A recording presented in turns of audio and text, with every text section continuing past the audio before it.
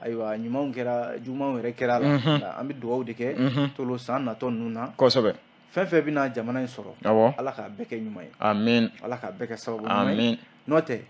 tolo dɔ bɛ ka kala dɔ bɛ k'a bɔrɔtɔ bɛɛ sago tɛ bɛn ye dɛ ayi bɛɛ sago tɛ bɛn ye cogo si la parce que an b'a fɔ n ko an ka jamana ka basigi mais jamana basigibaliya dɔ de ka hɛrɛ bɛ o la tolo kana se ka o kuma na yɛrɛ ayiwa jamana basigibaliya dɔ ka hɛrɛ de b'o la n'o tɛ jɔnni marifatalaw olu ta yala jumɛn tiɲɛ la a tɛ marifa ta kun bɔ minnu bɛ marifa d'u ma olu ta yala jumɛn a t'o kun bɔ tiɲɛ yɛrɛ la an yɛrɛ ni ɲɔgɔn cɛ yan donc n bɛ fɛ ka min f'i ɲɛna tolo jamana basigili maa caman kɔni bɛ yen jamanaden fanba o de ka d'an ye an bɛ ala deli o de la nka tolo a mana kɛ cogo o cogo bɛɛ kuntilenna tɛ kelen dɔ ka hami ye a ka tiɲɛ ale k'a sago sɔrɔ dɔ ka hami ye a ka ɲɛ n'a ɲɛna dɔ bɛ dɔ la ale b'a kɔnɔna la a hɛrɛ bɛ s'ale ma nka n'a tiɲɛna dɔ bɛ yen o de b'a tɔnɔ sɔrɔ ala ka n'a tiɲɛ tolo jamana in ayiwa a kow ka ca a bɛɛ tɛ se ka fɔ ka ban an kɔni min ye ayiwa san natɔ ye an b'a dɔn k'a fɔ a wulikajɔw ka ca tolo min ye jamana furanjɛla fanga ye ni ala ma jan kɛ san 2023 tolo a fanba bɛɛ bɛ kɛ o de kɔnɔ bon n delila ka f'i ɲɛna yan n ko san 2023 sari mali yɛrɛ kɔnɔ n'i y'a lajɛ san ka dɔgɔn san 2023 ale ɲɔgɔnna san bɛna dɔgɔya a la kosɛbɛ parce que i b'a lajɛ kalata min bɛna kɛ a kɔnɔ a ka ca n t'a dɔn presque a kalata hali dɔw bɛ yen olu yɛrɛ référendum mali faman'o ma référendum bɛ kɛ sɔɔni a tɛmɛ kalo 3 kan bon ça demande toute une préparation ni ayi wulikajɔ ka ca tolo nin bɛɛ bɛna fara ɲɔgɔn kan cogo di jamanadenw bɛɛ bɛna se ka ayiwa ɲɔgɔn ye nin ko ninnu na cogo di a ɲininkali kan ka kɛ jamana ɲɛmɔgɔw u bɛ labɛn jumɛn na ka se ka nin baara ninnu sigi sen kan a jateminɛ kan ka kɛ tolo kalata dun tɛ an wulila an taara kalata ten dɛ cogo si la n'a labɛn bɛɛ de bɛ ɲɔgɔn na bi anw dun ni an ka partenaires an tɛ cogoyaw dɔn an yɛrɛ la bi an ka jamana ɲɛmɔgɔw ko souveraineté n'o ye an ka bonya k'an to an ka maliya kɔnɔ tolo o dun yɛrɛta mana fɔ n'i ko i b'i yɛrɛ ta n'i bolila ka bɔ du kɔnɔ n'i ma taa so ta fan dɔ fɛ i n'i jija i yɛrɛ ye ni maa ka dɛmɛ ma s'i ma i na mɛn boliboli la dɛ bon an kɔni b'o dangan na bi mali kan ka jija de tolo kuma in tɛ koyi an b'an jija de n'an b'an jija baara minnu bolodali don tolo a dɔ bɛ dɔ la a kana taa k'an dan dɛ an dun ka ala deli to ye an dun ko an m'a fɔ maa kana dɛmɛ maaw k'an bonya nanzara dun filɛ nin nanzara b'i diyagoya don a ka da de fɛ i b'a sago kɛ bon n'i t'a sago kɛ a b'a ka dɛmɛ tigɛ la o jɛlen don bon an bɛ nin dabolo de kan c'est pourquoi n bɛ k'a fɔ n ko san natɔ in na c'est à dire balansi bɛ yen ɲɛmɔgɔw k'u jija u bɛ k'u jija dɛ baara yɛrɛ de la u ka dɔ fara franchement u bɛ baara la mais u k'u jija halisa koba minnu bɛ yen n'olu bolodali don san natɔ in na tolu u ka caman bɔ a sira ma a bɛɛ tɛ se ka kɛ nka u ka caman bɔ a sira ma walima u ka kɔn u k'a fɔ mɔgɔw ye nin tɛ se ka kɛ an bɛna nin de kɛ u ka fisa u k'u da de ten d'accord ayiwa tolo an sigikun ye mun ye o ye gafew nɔfɛtɛ ko de ye an tɛ don o kɔnɔna la joona yanni waati k'an ta an tɛ Amadu i y'a fɔ cogoya min na sa min ye gafew ye olu bɔra fo k'a fɔ k'u bɔra bi min ye nouvelle horizon ye an bɛ a daminɛ ni ale ye nouvelle horizon olu y'a yira sa k'a fɔ ko min ye Côte d'Ivoire finitigi 46 min ni olu k'u minɛ bɛ jamana in kɔnɔna la k'a sababuya kɛ waleya dɔw ye sa ko a bɛ n'a fɔ ko ɲɔgɔn faamu o nana ko kɔnɔ tolo min ye Côte d'Ivoirekaw ka finitigi maa 46 ye a tɔ tora o de ye sisan n'o tɛ tolo maa 49 de kun don muso 3 min n'olu bilala ka taa ni a tɔ tora sisan maa 46 ye ni hakili b'a la hakilila jigin don juillet kalo tile 10 a bɛnna karidonya dɔɔni ma tolo ni sɔrɔdasi maa 49 in u cunna Mali kɔnɔna la yan kɛrɛnkɛrɛnnenya Bamako ale pankuru jigi kɛnɛ tolo u ma se ka ɲɛ sɔrɔ sabu Mali lakanabaaw ye sira da u ɲɛ tolo kan'o wolo ko la bi Mali ni Côte d'Ivoire cɛ k'a fɔ ko mercenaires don tolo ni jateminɛ kɛ ko in a nana sɛgɛsɛgɛ ka sɛgɛsɛgɛ fo ka u bila sariya ale ka bolo kan ni jateminɛ kɛ ni hakili b'a la décembre kalo tile 22 tɛmɛnen an kɔrɔ alamisa tɛmɛnen yɛrɛ Côte d'Ivoirekaw ka délégation ba de nana ministre caman olu nana Mali kɔnɔna la yan ayiwa ko san laban seliw bɛ ka se o k'a lajɛ fɛɛrɛ ka ɲini joona ni finitigi ninnu ka se ka bila u ka t'u ka denbayaw la tolo a bɛna fɔ fɛɛrɛ de bɛ ka ɲini o la sa o ko bɛ ɲini ka ɲɛ sɔrɔ Nouvelle Horizon y'a yira k'a fɔ ko finitigi 46 min filɛ nin bi sɔgɔmada in na cour d'assises kɛrɛnkɛrɛnnen ayiwa u bɛna sigi u kama u ka kiiri k'o tigɛ tolo n'a tigɛcogo ɲɛna u na t'u ka so n'a tigɛtigɛ duma ɲɛ tolo nka a bɛna fɔ tigɛcogo ɲumanya in ko in bɛ ka taa o de sira kan sabu ko yanni décembre kalo tile 31 cɛ yɔrɔ o tɔ tora tile 2 ko ni u ka kiiri tigɛra tolo u na bila ka taa u ka so o b'a sɔrɔ sariya jɛnna u ma tolo k'u bila ka t'u ka denbaya la o ye Nouvelle Horizon ka fɛla ye halisa ale Nouvelle Horizon kelen ka kuma la tolo a yiralen bɛ k'a fɔ jamanakuntigi n'o ye colonel Asimi Goita ye yɔrɔ nin waati in na tolo ka se ka jamanadenw dɛmɛ ayiwa minnu bɛ yen ni Ala ka lajarabili selen bɛ u ma ayiwa dɛmɛ ni dɛmɛ kɛrɛnkɛrɛnnenya la minnu bɛ yɛrɛ ni lujura sera olu ma tolo min ye san mara kɔnɔna la ko jamanakuntigi ka dɛmɛ sera yen nɔ a yira k'a fɔ ko a bɛ se moto nɛgɛso sen 3 ani balo malo bɔrɔ caman ayiwa k'o taara ta ka di sankaw ma ani machine dɔw bɛ yen minnu bɛ kɛ ka safunɛ dilan tolo araba tɛmɛnen décembre kalo kununko araba yɛrɛ décembre kalo tile 28 tolo ko nin waleɲumandɔnya in kɛra jamanakuntigi colonel Asimi Goita ale fɛ min y'a ka ladilikɛla in ye n'o ye colonel Asaba Jalo ye ayiwa ale de bɛ jamanakuntigi ka nin baara ninnu ɲɛma ko sankaw fɛ yen tolo a yira k'a fɔ nin min kɛra nin ye ayiwa sankaw caman de bɔra kɛrɛnkɛrɛnnenya san marabaw ayiwa ka se ka taa nin dɛmɛ ninnu ka taa a kunbɛn an ye min fɔ a la n'o ye malo bɔrɛ 100 ye tulu bidɔn caman ani balo n'o ye pâte alimentaire ye basiw basi b'a la tolo ani nɛgɛso sen 3 o 15 ɲɔgɔnna ani machine minnu bɛ yen n'olu bɛ kɛ ka safunɛ dilan tolo nin dira musow ma ka se ka u yɛrɛ dɛmɛ ni a ye jamanatigi colonel Asimi Goita ale ka dɛmɛ de ye nin ye tolo yan'an ka bɔ lesor kɔnɔna la ko ɲɔrɔn sirifikɛ ayiwa ale ye jɛrɛjɛkulu min n'u k'a ma ko Quel Ansar a n'a nɔfɛ jamaw ko olu ka jɛkulu belebeleba de taara ɲɔrɔn sirifikɛ fɛ yen tolo min bɛ tali kɛ Sherif Buye Hayidara ni bɛɛ b'a wele ko ɲɔrɔn sirifikɛ ayiwa sirifikɛ in k'a ye ninnu kunbɛn min ye Quel Ansar ɲɛmaa ye n'o ye Sise Umar Haman Ansari tolo kari tɛmɛnen décembre kalo tile 25 Ɲoro di Sahel u kɔni sera yen nɔ min ye ɲɔrɔn sirifikɛ ye a yɛrɛ ka jabala la a ye ninnu kunbɛn yen nɔ foliw tɛmɛnen kɔfɛ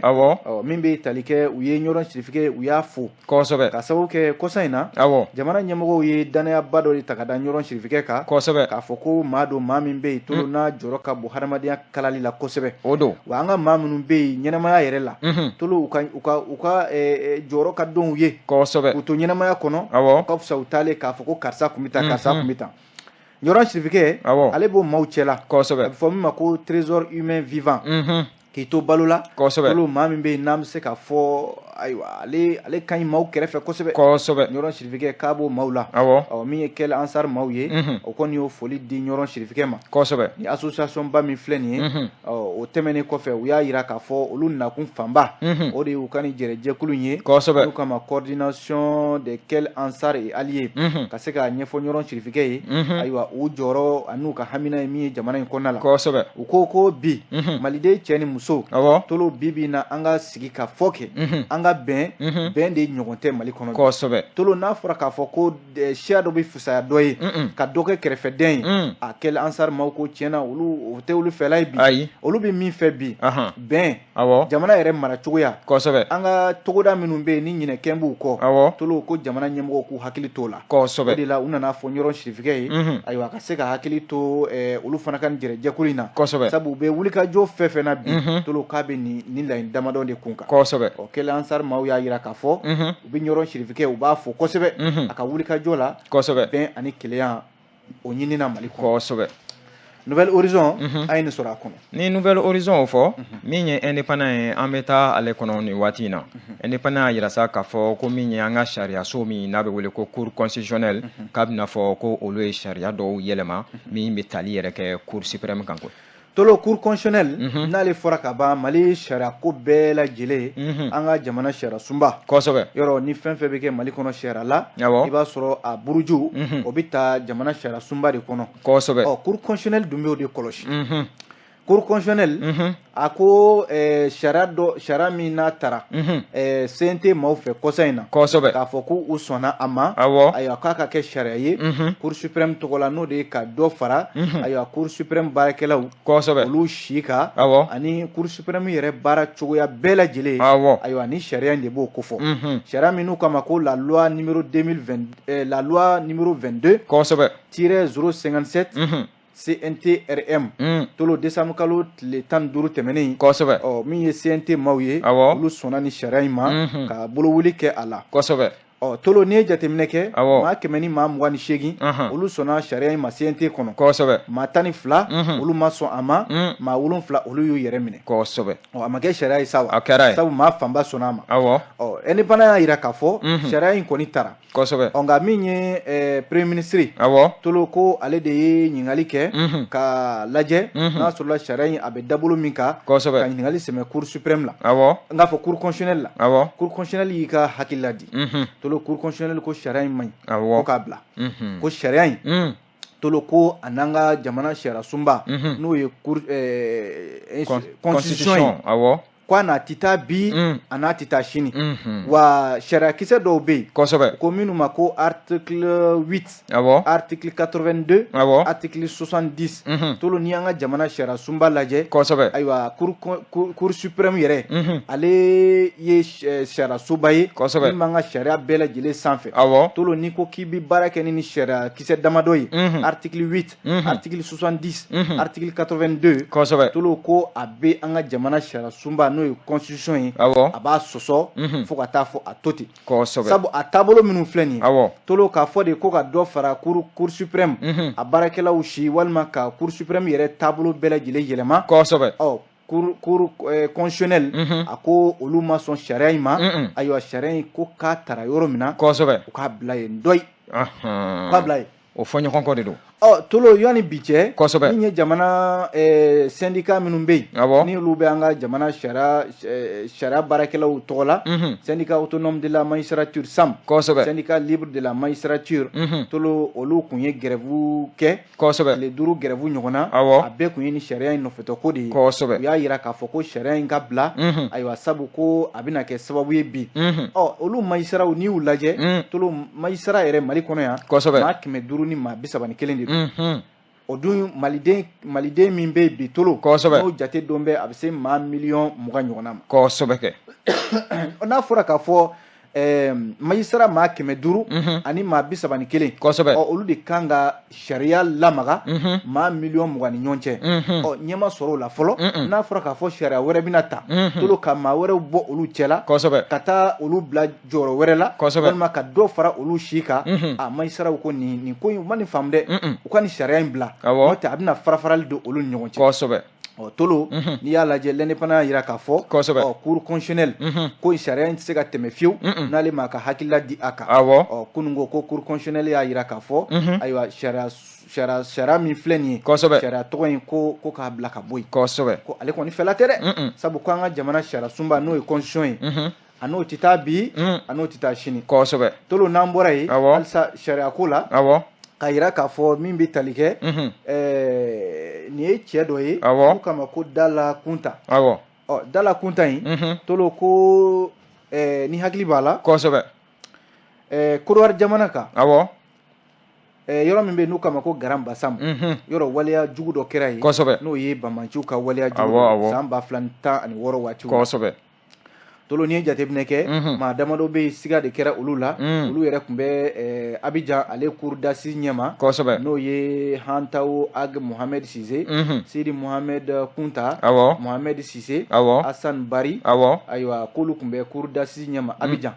tolo olu ka kiiri kɛra nka a yira k'a fɔ cɛ dɔw bɛ yen maliyɛn don u k'a ma ko Dala Kunta tolo a bɛna fɔ ko in yɛrɛ a kunkolo ye ale de ale bɛ ka ɲini bi dɛ ayiwa Côte kaw ka sariya sunba ni o ye cour d'assises ye a ko wulilen bɛ a nɔfɛ u bɛ k'a ɲini tolo ni ye jateminɛ kɛ san 2016 mars kalo tile 13 Dala Kunta ko sɛgɛsɛgɛliw kɛra Côte service de renseignement fɛ a yira k'a fɔ ni cɛ min filɛ nin tolo ko dɔw y'a yira k'a fɔ k'a ni maa minnu ye Bamancia wale in kɛ k'a n'olu bɛɛ jɛla ko jagokɛla don a kana kɛ ko hali maramafɛn minnu feerela ninnu ma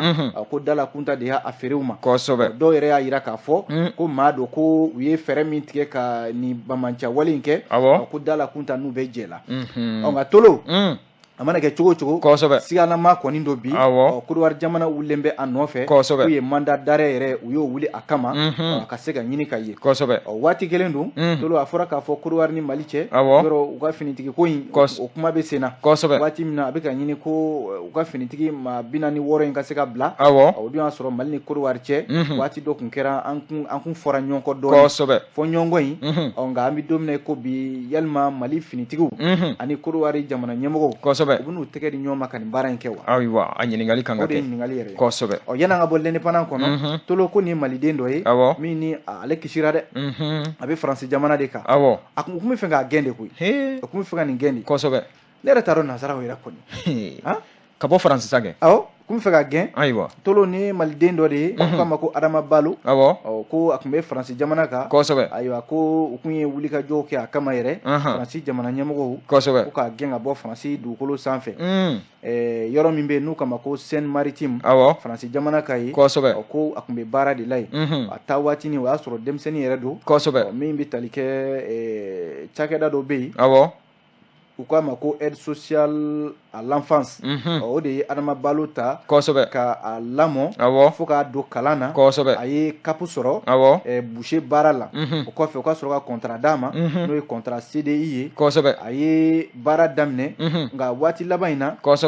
wulikajɔ de kɛra a kama wulikajɔ ninnu yɛrɛ maa t'a kun dɔn ko tile waati yɛrɛ ma d'a ma tolo k'a sɔrɔ dun n'a bɛ f'i ɲɛna k'i ka bɔ jamana kɔnɔ waati de bɛ di i ma ko nka Adama Balo tolo a fɔra ɲɛna de karisa an t'i fɛ k'i ye yan bilen kuma fɔra min kɛ a yɛrɛ ka patron a bɛ maa min bolo baara la o de ko nin ko in tɛ se ka ɲɛ o ka sɔrɔ ka kunnafoni ta sisan k'a cari bɔlɔlɔ sanfɛ ayiwa ka maaw wele bɛɛ ka se ka i hakilila di a kan n'u k'a ma ko pétition a sera maa ba 40 olu de ko an ma jɛni nin o kunnafoni de yɛrɛ kɛra Faransi jamana kan Adama Balo a ka sɔrɔ ka kisi a tora Faransi jamana kan ye sabu jama maa tɛ se jama la maa kelen u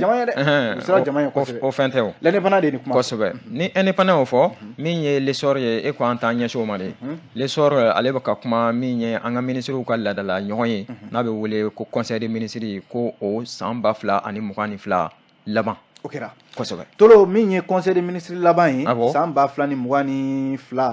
ayiwa o kɛra kunungo tolo a sen fɛ ministres caman de y'u ka san foliw kɛ ka ɲɛsin jamana denw ma k'a daminɛ premier ministre la docteur Choguel Kokala Mayiga tolo a ko fara ɲɔgɔn kan ani ayiwa yɛlɛma minnu bolodalen bɛ jamana in kɔnɔ yan tolo Choguel Kokala Mayiga y'a yira k'a fɔ ko colonel Assimi Goïta hami ye nin ye kosɛbɛ a ko Mali Mali ka bonya a to a ka maliya la Mali ka hɛrɛw a n'a ka laɲini Mali ka nafa ye fɛn fɛn ye Mali ka bonya o ɲini kɔnɔna la Dr Choguel Kokala Mayiga y'a yira k'a fɔ ko ministre fɛn fɛn bɛ yen ko n'u bɛ gouvernement in kɔnɔ tolu u bɛɛ y'u jɔyɔrɔ fin bɛɛ ye baara kɛ dɛ ko nka baara tɔba de bɛ halisa a bɛ n'a fɔ dɔ de kɛra nka tɔba bɛ yen ɲamɛ n'ale kunkolo bɔra tolu a bɛɛ ma bɔ dɛ min ye Andogulu Gindo ye ale y'an ka laadaw ni seko ni dɔnko ministre do a y'a yira k'a fɔ san 2022 in tolu fɛn caman kɛra ko caman de kɛra Mali la baga kɛra an ma k'a sɔrɔ dun jamana in bɛ ka bɛn ɲini o n'a ta o ta ayiwa jamana in sera k'i jɔn ko wa seko ni dɔnko tigilamaw tolu olu jɔyɔrɔ bonyana Mali bɛn ɲini na kosɛbɛ k'a bɛ foli di u ma min ye maître Aruna Mamadu Ture ye yɔrɔ ale de ye kunnafoni ko ministre ye ale y'a yira k'a fɔ san 2023 natɔ min filɛ nin tolu ko cakɛda minnu b'ale ka mara kɔnɔ i n'a fɔ AMAPU ANCD SMTD ORTM Direction nationale de l'économie numérique service de certification o n'a ɲɔgɔnna caman tolu ko ninnu bɛ gɛlɛyaba de kɔnɔ bi nka Aruna Ture y'a yira k'a fɔ gɛlɛya n'a ta o ta ko maliden kelen-kelenna bɛɛ bɛ nin ɲɔgɔnna gɛlɛya de kɔnɔ ko furanjɛla fanga i n'a fɔ jamanakuntigi Colonel Assimi Goïta bɛ k'a ɲini cogo min na tolu ko bɛɛ k'a lajɛ ka i yɛrɛ minɛ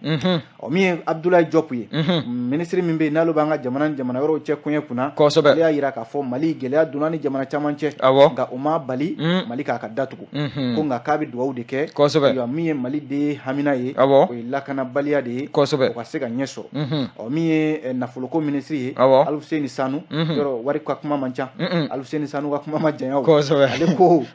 ale bɛ min ɲini an ka fara ɲɔgɔn kan bɛn ka se ka na a ka kuma ma janya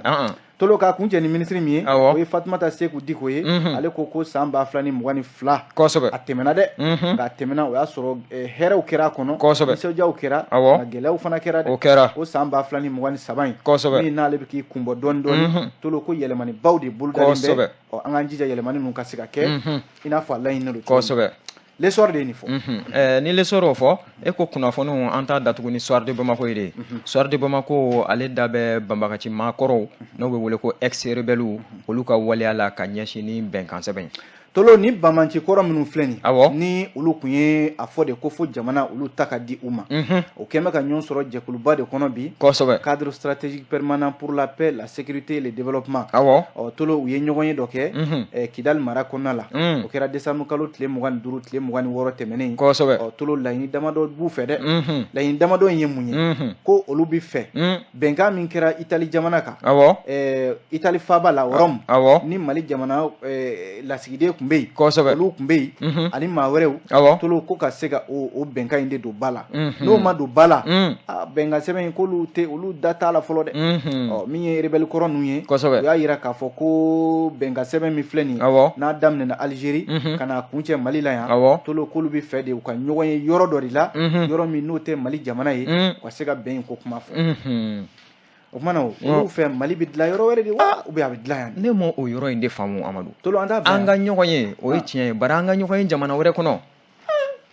ayiwa e ko an t'a ɲɔngiri yan kabako ye dɛ ayiwa n'a fɔra k'a fɔ bɛn bɛ ɲini aw bɛ taa bɛn ɲini jamana wɛrɛ la ne bɛna kuma kelen n'i y'a ye Mali bɛnkan sɛbɛn in kosɛbɛ a ma lawaleya a taara ɲɛnabɔ yɔrɔ wɛrɛ de o jɛlenw o de y'a to hali sa a ma se ka ɲɛ sɔrɔ ka fini nɔgɔ i b'a ko i ka so de tolo Ala ka barika don i la an ka bila yan ni Ala sɔnna yan kosɛbɛ an ka ɲɔgɔn sɔrɔ yan waati wɛrɛ min ye kunnafoni gafew ye ayiwa an da don a la ni Ala ma baasi kɛ san kɔni labanw sera ka ban an bɛ dugawu kɛ san labanw na Ala ka jamana in Ala ka kisi k'a tanga tolo Ala k'an bɛn diɲɛ waati wɛrɛ